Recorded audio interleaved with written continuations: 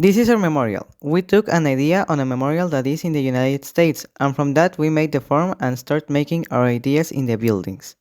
The first thing we made was a big fountain to represent all the blood that was shed during the war, and it is surrounded by a white ring to represent how all those souls went into the sky after their tragic deaths. Surrounding the fountain, the floor has two types of block. The dark gray one represents some of the tombs and the ashes that were after the Holocaust.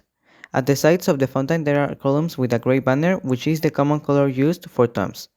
At the bottom of the stairs there are candles that are to light the lives of the dead and to always remember their lives. Each statue has a different meaning. The one with the red fabric represents the blood shed during the war. The one with the staff represents how the people kept on fighting with everything they had. The one with the fire is how there were many guns and weapons used during the war. The statue with the chains represents how people were trapped between the war and how the Jews were at concentration camps. The statue with the crying block represents all the tears that were shed because of the war, and the cracked block itself represents how a lot of families and cities were torn apart by this conflict. And at last, the statue with the sword represents how some people were willing to fight with everything that they had, and how the weapons for the war were evolving into some more deadly weapons. Finally, the big dome is made with a darker block than all the building to give more importance to it. It is designed like that to have the top form as a sphere representing the earth, and how it was in a dark era as the war was happening.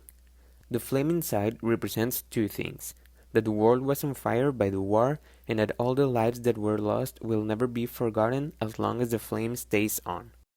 Our memorial and the sources we research from our OPBL relate in many ways, the main one being that both are from the Holocaust.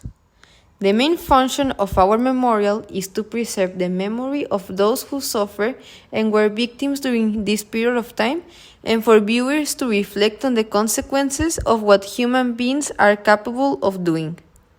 Something like this is what our author wanted to achieve from the primary source we selected earlier in our activity.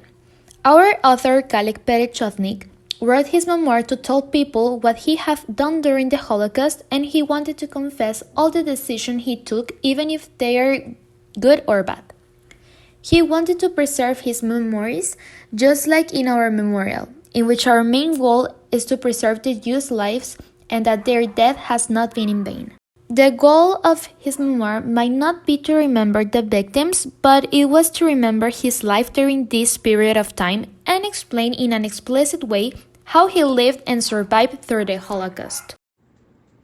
The Holocaust was an event that changed the course of history and, for instance, the course of our understanding of what is right and wrong.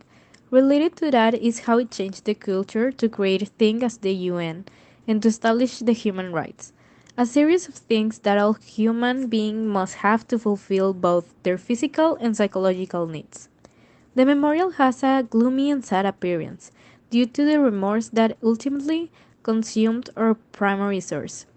The statues symbolize those he had to lead to his death, even his own family, which creates a great void in him.